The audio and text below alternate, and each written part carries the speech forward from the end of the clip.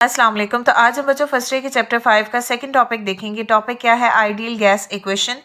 Ideal gas equation को हम drive करेंगे। तो चलो सबसे पहले देख लेते हैं गैस लॉ क्या है। गैस लॉ बेसिकली क्या होता है? The relationship between the volume of a given amount of a gas and prevailing the condition of the temperature and pressure. यानी हमने गैस के वॉल्यूम का बच्चा रिलेशन बताना है किसके साथ? कभी हमने उसको रिलेट करना है टेम्परेचर के साथ, कभी उसको प्रेशर के साथ करना है अंडर सम कंडीशंस। तो बीच में कुछ कंडीशंस भी होंगे, उसको वन बाय वन करके हम पढ़ेंगे, ठीक है। तो कलेक्टिवली इसको हम क्या बोलेंगे? ये है गैस लॉ। तो कुछ साइंटिस्ट है जिन्होंने मुख्तलिफ पैरामीटर्स के दरमियान में जो है वो रिलेशन बताया था। बॉयल्स लॉ बेसिकली क्या होता है? According to the Boyle's law, Boyle's law क्या है? That volume is inversely proportional to 1/p, ठीक है। और इस कंडीशन में हमारे पास कौन सी दो चीजें कांस्टेंट है? n, और जो t है ये क्या है बच्चों? ये है कांस्टेंट। यहाँ पे बच्चों ये जो v है it represent the volume of the gas. Clear? ये जो p है ये रिप्रेजेंट करता है प्रेशर ऑफ द गैस। अब यहाँ पे ये जो n है ये क्या है? ये है नंबर ऑफ मोल्स। और यहाँ पे ये t है ये क्या है? ये है बच्चों टेम्परेचर। इसका मतलब है कि बॉयल्स लॉ क्या होगा? That volume is inversely proportional to pressure and T are constant. Clear हो गया? इसका मतलब क्या होगा कि जब किसी चीज पे हम प्रेशर अप्लाई करेंगे तो उसका वॉल्यूम क्या होगा बच्चों? डिक्रीज हो जाएगा, ठीक है। सो जस्ट लाइक दैट हमारे पास ये देखो, ये ऐसे ही है। ये हमारे पास है दो बीकर, ठीक है। अब इस बीकर में हमने जो है वो गैस को फिल किया हुआ है। क्लियर? इसमें हमने फॉर एग्जांपल बच्चों 2 atm प्रेशर जो है वो अप्लाई किया। तो ये देखो ये हमारे पास वॉल्यूम हो गया ये वाला, ठीक है। तो ये वॉल्यूम ये है। अब इसमें हमने क्या किया? इस पे हमने 4 atm प्रेशर जो है वो अप्लाई किया। जब हमने 4 atm प्रेशर अप्लाई किया तो वॉल्यूम देखो क्या हुआ? ये वाला।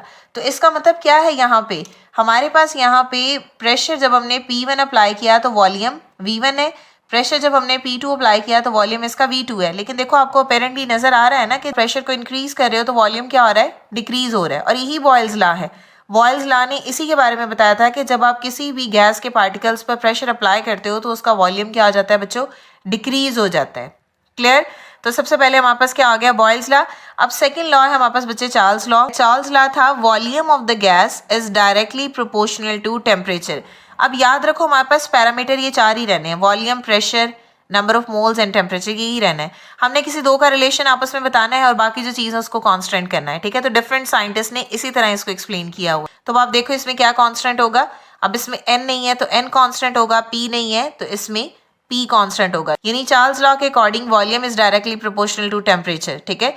तो जब आप किसी चीज का टेम्परेचर इंक्रीज करोगे तो उसका वॉल्यूम क्या हो जाएगा? इंक्रीज कर जाएगा। क्लियर हो गया? तो देख लेते हैं दोबारा। कैमरा बंद हो गया था तो इसलिए वीडियो बीच से नहीं रिकॉर्ड हुई। तो अब हम क्या पढ़ेंगे? Charles law. अब चार्ल्स लॉ के अकॉर्डिंग बच्चे वॉल्यूम इज डायरेक्टली प्रोपोर्शनल है टेम्परेचर के। इस तरह थर्ड हमारे पास लॉ है एवोगैड्रो लॉ। एवोगैड्रो लॉ क्या होता है? Volume is directly proportional to number of moles when the temperature and pressure is constant. Clear? तो वॉल्यूम जो है वो डायरेक्टली प्रोपोर्शन है नंबर ऑफ मोल्स के जब टेम्परेचर एंड प्रेशर जो है वो कांस्टेंट होगा। अब आप देखो एक चीज आपको यहाँ पे नजर आ रही है, इन तीनों साइंटिस्ट ने वॉल्यूम का रिलेशन बताया है। अब आप एज्यूम करो कि कोई भी वेरिएबल जो है वो कांस्टेंट नहीं है, तो आप इन तीनों इक्वेशंस को ज्वाइन कर दो। जब आप ज्वाइन करोगे volume is directly proportional to N T, because N और टी डायरेक्ट है तो वो ऊपर आ जाएंगे, and inversely proportional to pressure, और प्रेशर जो है वो नीचे आ जाएगा। क्लियर हो गया?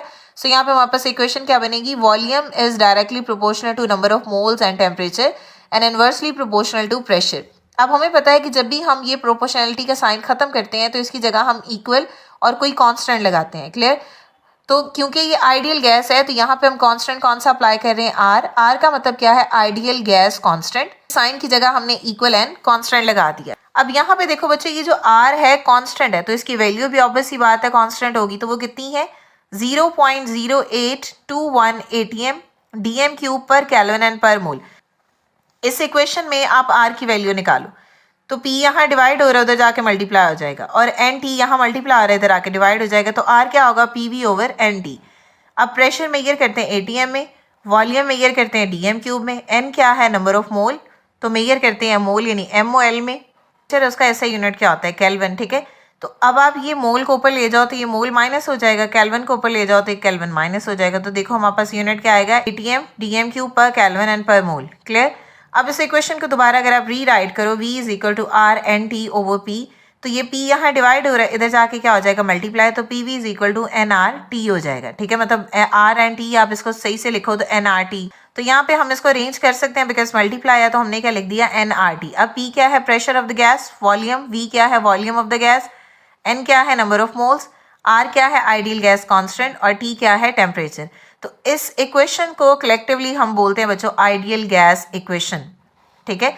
तो ये जो हमारे पास फाइनल इक्वेशन आई है PV is equal to NRT it is called the ideal gas equation. अच्छा हमारे पास जो जनरल आइडियल गैस इक्वेशन हमने निकाली है वो क्या है PV is equal to NRT, ठीक है।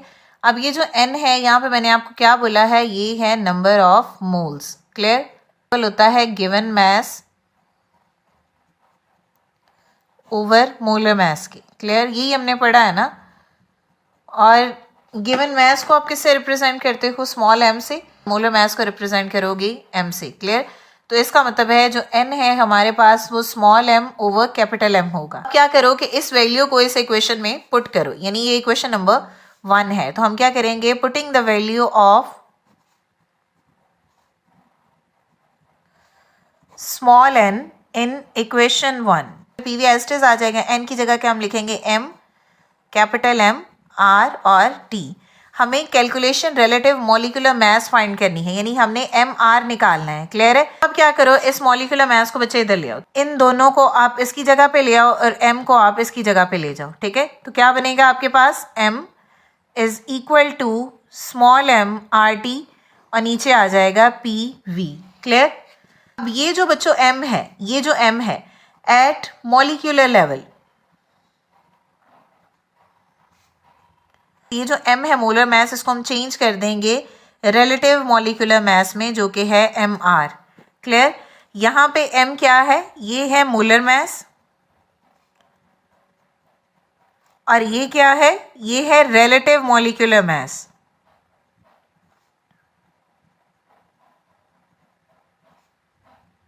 मॉलिक्यूलर लेवल जो m है वो चेंज हो जाएगा mR से, क्लियर है। तो आपके पास फाइनल क्या बनेगा that mR is equal to MRT over PV। तो ये हमारे पास रिलेटिव मॉलिक्यूलर मास का फॉर्मूला आ जाएगा, क्लियर है। तो अगर आपके पास ये सारी चीज़ें गिवन है तो आप MR निकाल सकते हैं, क्लियर है। जैसे अब नेक्स्ट देखो प्रॉब्लम नंबर 5.1 है द वॉल्यूम ऑफ R134। तो ये क्या है बच्चों गिवन मास, तो ये स्मॉल m है, ठीक है, ऑफ अ गैस एट -73। ये क्या है, ये टेम्परेचर है, ये सेल्सियस में है तो इसको हमने केल्विन में अभी कन्वर्ट करना है, क्लियर। तो ये 10 atm क्या है प्रेशर, 5 dm क्या है volume, determine the relative molecular मास, यानी हमने फाइंड क्या करना है, हमने MR बच्चे फाइंड करना है। तो डाटा लिखो हमारे पास क्या क्या है। सबसे पहले हमारे पास M है, M कितना है 134 ग्राम, और उसके बाद हमारे पास टेम्परेचर है, टेम्परेचर किस में है सेल्सियस में, तो इसको केल्विन में कन्वर्ट करेंगे यानी +273 करेंगे, क्लियर। तो हमारे पास आंसर क्या आ जाएगा 200 केल्विन आ जाएगा, क्लियर हो गया। इसी तरह हमारे पास जो प्रेशर है वो कितना है 10 atm है, क्लियर, और जो हमारे पास वॉल्यूम है वो कितना है 5 dm क्यूब है, क्लियर हो गया। और हमारे पास फॉर्मूला क्या होता है MR का, वो लिख लेते हैं that MR is equal to MRT over PV, clear. और जो R है बच्चों वो आइडियल गैस कांस्टेंट है, इसकी वैल्यू कांस्टेंट होती है, और R की वैल्यू कांस्टेंट है वो मेंशन कर लेते हैं 0.0821 atm dm क्यूब पर केल्विन एंड पर मोल, क्लियर है। तो ये कांस्टेंट वैल्यू है। अब आपने जस्ट इसमें सिंपली वैल्यू पुट करनी है और आपके पास जो है वो आंसर आ जाएगा। तो MR is equal to small mass कितना है 134, क्लियर, और R की वैल्यू कितनी है 0.0821 यूनिट लिख लेते हैं साथ ही atm dm क्यूब पर केल्विन एंड पर मोल, क्लियर। और टेम्परेचर हमारे पास कितना है, टेम्परेचर है बच्चों 200 और यूनिट क्या आएगा इसके साथ केल्विन, क्लियर हो गया। अब इसको हम क्या करेंगे डिवाइड, प्रेशर कितना है हमारे पास 10 atm और वॉल्यूम कितना है 5 dm क्यूब। इसको बच्चों आप सॉल्व करो, यहाँ पे जो कटिंग हो रही है उसको कट कर देना है, तो ये ऊपर है और ये नीचे ये कट जाएगा, क्लियर हो गया। इसी तरह ये भी सेम साइन है ऊपर नीचे, ये भी कट जाएगा, क्लियर हो गया। अब ये माइनस और ये प्लस ये भी कट जाएगा, क्लियर। तो आपके पास क्या बचेगा ग्राम्स पर मोल, यानी जो भी आंसर आएगा वो ग्राम पर मोल में हमने लिखना है, क्लियर है। तो अब आप क्या करो, 134 को मल्टीप्लाई करो 0.0821 से, फिर जो आंसर आएगा उसको 200 से मल्टीप्लाई कर दो और उसको 50 पे डिवाइड कर दो। हमारे पास फाइनल आंसर क्या आएगा, 44 ग्राम। ठीक है, रिलेटिव मॉलिक्यूलर मास है वो आया है 44 AMU, रिलेटिव मॉलिक्यूलर मास। क्लियर? तो ये था बच्चों आज का हमारा टॉपिक। आई होप कि आपको क्लियर हो गया होगा। अगर स्टिल कोई भी क्वेश्चन है तो आप कमेंट कर सकते हैं। नेक्स्ट वीडियो तक के लिए अल्लाह हाफिज़।